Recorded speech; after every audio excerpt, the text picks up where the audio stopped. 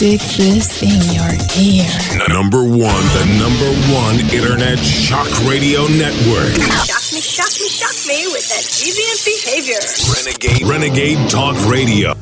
It's a Friday in Las Vegas, Nevada, because it is where the home of the Double B Studios lives. This is Betsey Bell, and I am coming to you from said studios to give you an inkling into how can this happen? And how are we responsible for what's happening? You know we are. But I'll tell you what, my audience, this is a little more serious show than what I normally do. I like to give a little humor when it calls for it. Today is not the day. Today's show is called The Ghost of the American Spirit's Past. First part is Catholics Lose Faith. Part 2, Revival of Our Shared Goals. And then part 3 is We Must Stand. Sitting is no longer an option. So today I'm going on and on because Kentucky Bishop John Stowe, who is a bishop of the Catholic Church, has expressed his dismay over the overwhelming Catholic voter support for Donald Trump, insisting the U.S. bishops should have warned Americans about the danger of the election. Is that your job, man? Stowe, a well-known liberal prelate, said the bishops should have issued a public statement of disagreement with Trump's policies following the election, the way they did in the case of Joe Biden 4 years ago. So, my audience, I have a distinctive memory of what happened after Joe Biden was elected. But it did not come with any warnings from any bishops or anyone in the Catholic Church, especially the Pope. In the month or so since former President Donald Trump was elected to occupy the White House for a second term, the majority of American bishops have either not commented on the election publicly, or they've issued a generic statement about the importance of civility, unity, and democracy. That's my question, my audience. What's their job, man? That extends to the United States Conference of Catholic Bishops, where outside of responses to Trump's stated plan for mass deportations, not much has been said. Bishop John Stowe, in a recent conversation with Crux, a Catholic publication, said that reality isn't surprising, considering how American church leaders have handled the presidency of Joe Biden over the last 4 years. Now, that's a distinction. What have they done? What has Joe Biden done? It is not surprising coming from the USCCB. What was surprising was the attitude when Joe Biden was elected, a Catholic president 4 years ago, and there was such an uproar in the conference about that election.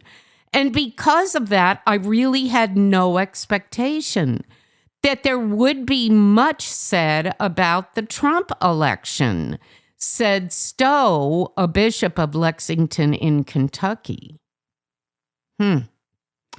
Quote, nonetheless, in President Broglio's address, that be Pope Francis.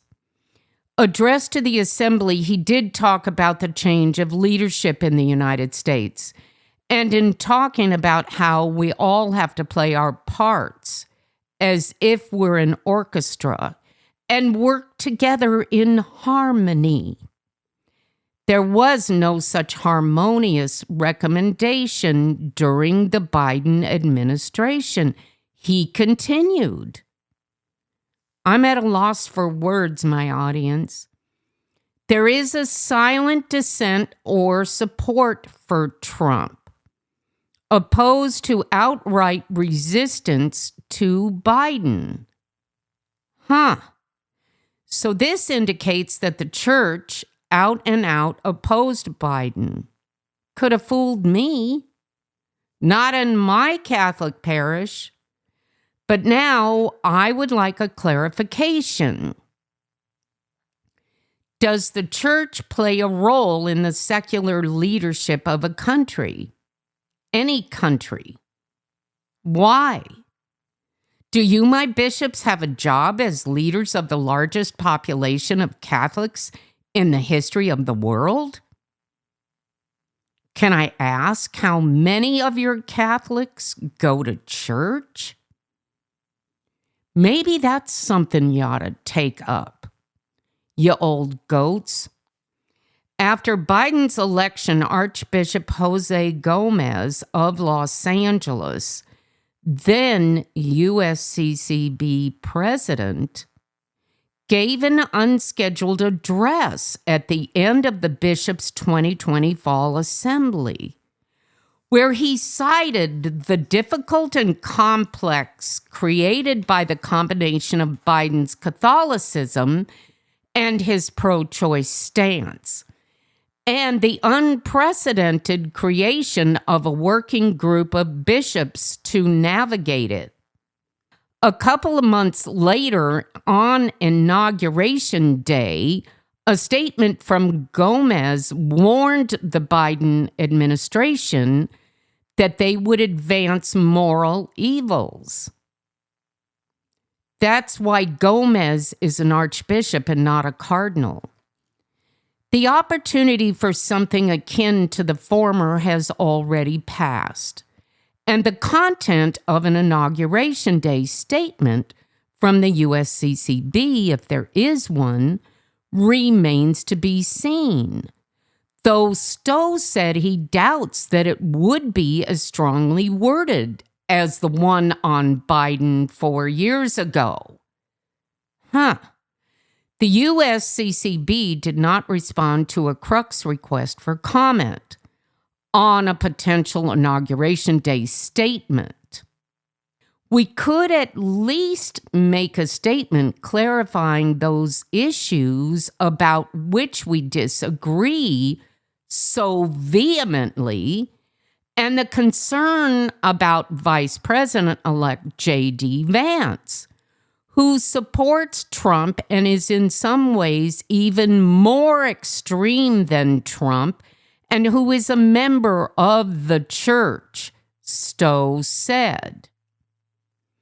Stowe, who is viewed as one of the more liberal American bishops, has not been shy with his stance on Trump's election. He said he was very disappointed by the 2024 presidential election outcome and noted that he is rather dismayed at the decision of voters.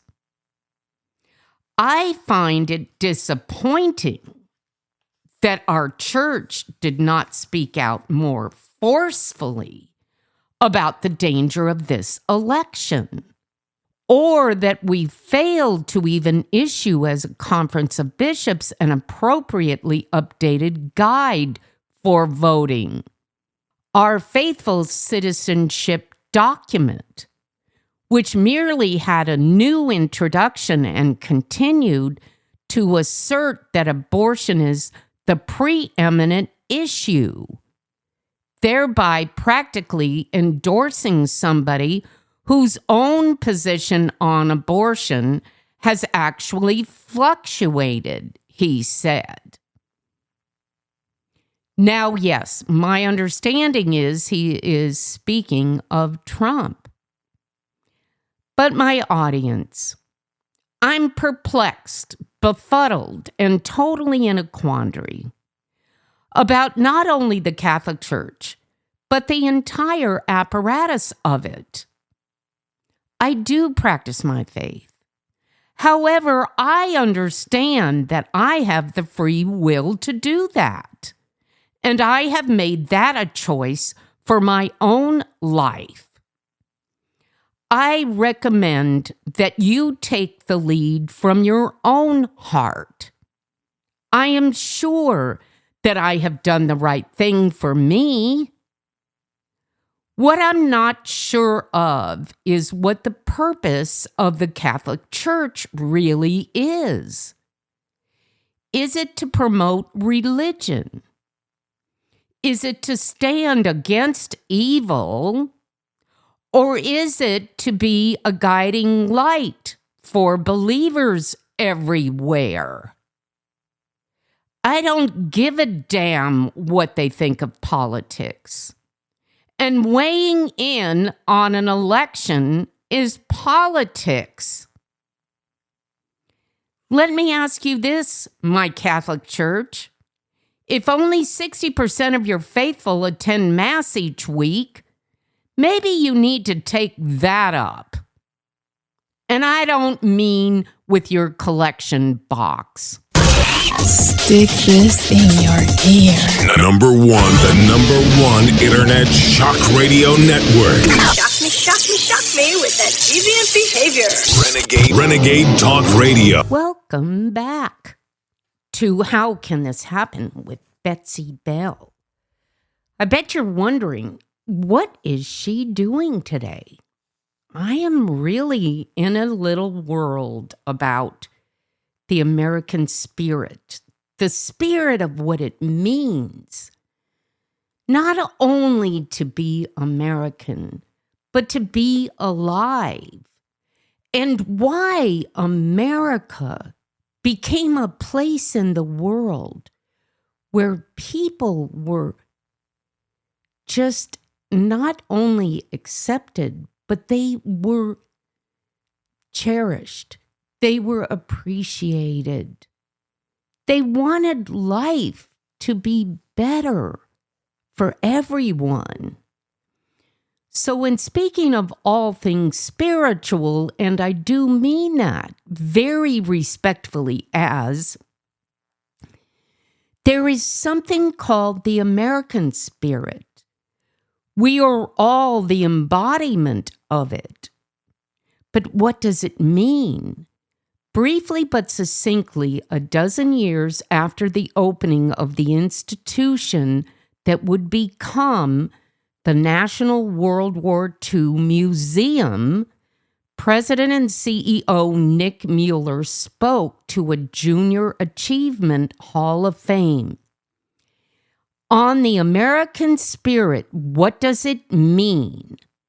The talk, which was on March 22nd, 2012, drew connections between the museum's mission and a continuing thread in our nation's history. Fierce defense of freedom and democratic institutions. Where did it come from? While there may be many different definitions of the American spirit, raise your hand if you think this spirit can be found in our history and still exists today. We don't have to look back too far to 9/11/2001, when America was subject to a sneak kamikaze attack on the Twin Towers. We all remember the shock, the fear, and the anger, and then the overwhelming sense of national unity. A common sense of the American spirit brought us together against a new enemy that attacked us with the intent of undermining our system of beliefs. our economic and democratic way of life. Coincidentally, a month later, Stephen Ambrose and I, together with our chairman, Boise Bollinger, were getting ready for a press conference on the museum's decision to establish a new center for the study of the American spirit. In this moment of national trial, Stephen and his son Hugh published an op-ed piece in the Times-Picayune recalling an episode from the day after the Japanese attack on Pearl Harbor. The piece started this way. On December 8, 1941, a large group of Navajo Indians saddled their horses, loaded their rifles, and rode off their reservation to the nearest Army recruiting center. They told the surprised recruiting officer that they were ready not just to enlist, but to start fighting that very day. Their country had been attacked. They would go to war. Stephen and Hugh used this incident to offer a telling illustration of the American spirit, how it manifests itself, what it means.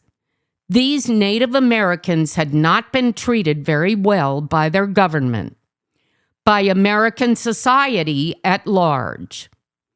Their culture and their language had been under attack, marginalized, discriminated against for many years. Their opportunities in education and work were few. But even these Navajos, in their hard-scrabble existence, had a sense of the American ideal, the promise of individual rights, of opportunity for a good life, as pursued first by our Puritan forebears, then by this country's founding fathers, and as spelled out in the Bill of Rights. Just as a matter of fact, my listeners, I think we did misuse our power over the Indians. I know, don't go there. But I also do believe in the bottom of my heart that all things come to light in the annals of time and of history. I think Indians wanted to exist as they had for hundreds of years before we arrived, and they had the right to do that. They were forced to assimilate with the white man, and that they did not want to do. They wanted their lives to be the same. But once they saw that America was the embodiment of the America that each individual wanted, they knew that they had that same right too. They could join in with all Americans to protect the beauty of their individual rights and to protect themselves from enemies that don't believe in the individual. Freedom only comes when good men stand to fight for what God has given them. America has a shared history of our ideals and a spirit to protect them against anyone that wants to attack us for them. Now, why am I going on about this spirit? I think you already know, my audience, but I want to prepare you for what is coming next. We all have a spiritual side to our life. We should know that there is the next life that will come eventually. We can't ignore it, or we can embrace the power that it gives us. We have conquered death because we were saved by Jesus Christ. Now, is that the American spirit? You don't need to be told. You're too smart, my audience. Don't go just yet. There's a revival happening, and it's in your neighborhood. Hello. I am so grateful that you stayed with me for this show because I'm trying your patience today. You know, my audience, I have some very good final words for the Ghost of American Spirits Past. This part of the show is called We Must Stand. Sitting it out is over. We can do this. But we may think that the American spirit is dead. But I'm telling you, my audience, it is alive and well. In the souls of men we don't know, that we have never met, that we are not protecting. We have been given a second bite at the apple, but we're going to need some really brass and brazen tactics to ward off the open hostility that stands between us and the end of the American spirit. This is a post written by Barry Ramey. I had the privilege, he said, of meeting Julio Baquero in federal prison at FCI Miami, where we were both sent to serve out our sentences for January 6th. Julio was a very kind, soft-spoken man. His love for his country ran almost as deep for his 3 young children and his high school sweetheart, Amy, the mother of his children. Julio and I immediately bonded over our patriotism and love for country music. Julio was sentenced to 18 months in federal prison. His charges were trespassing and disorderly conduct. He walked in the Capitol as the doors were being held open by the Capitol Police. Yes, my audience, that did happen, and no, unless you had seen it on Tucker Carlson, you didn't know that. But the Capitol Police opened the doors for Jan 6ers on that day. At one point, Julio simply put up his hand to block a police officer's baton that the officer had pushed into his face. None other than Matthew Graves, D.C. District Attorney, indicted Julio. Threatened with over 15 years in prison, Julio was forced to take a plea. Protests that turn violent are called riots. I think when someone puts up their arm to defend against being struck, he just became a rioter. There is proof that not one Jan 6er ever raised a hand to a Capitol policeman. Believe it or not.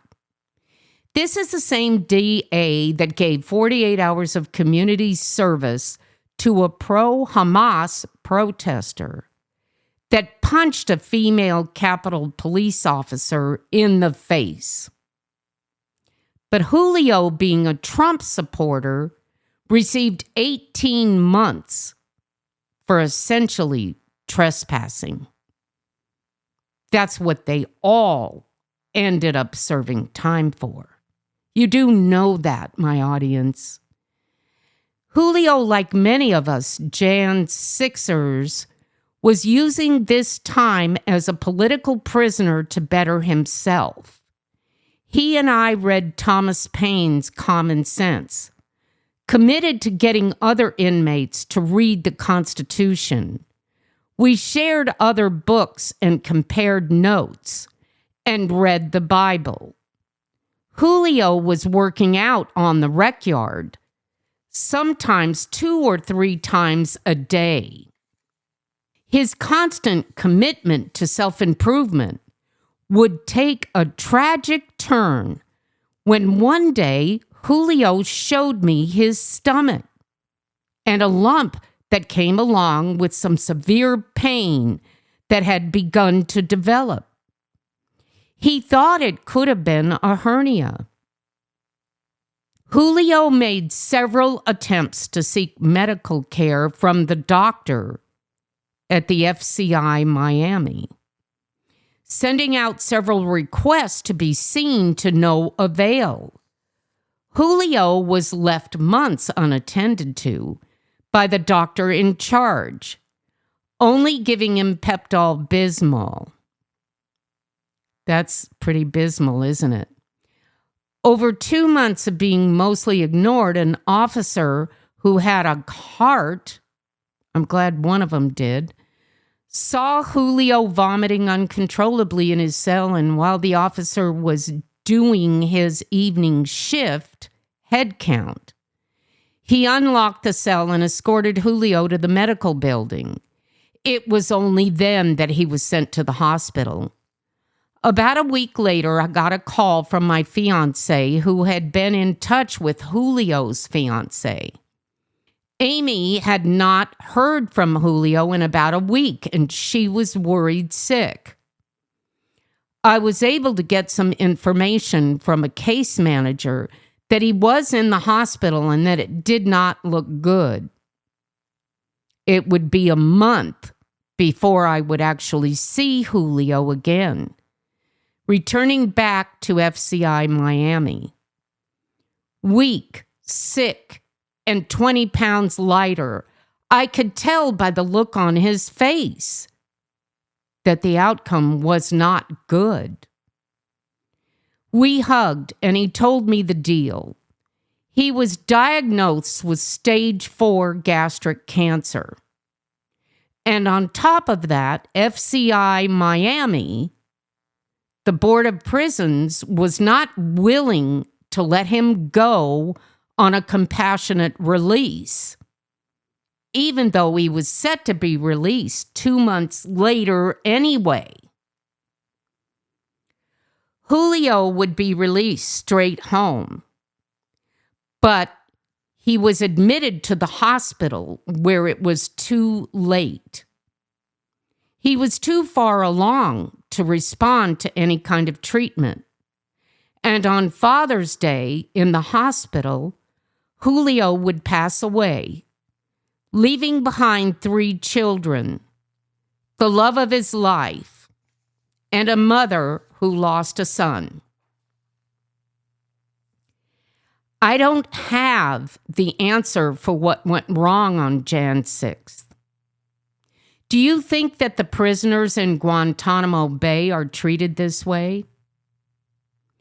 I beg you for forgiveness, my audience, but we can't just say that this isn't up to us anymore, that these kinds of things are happening.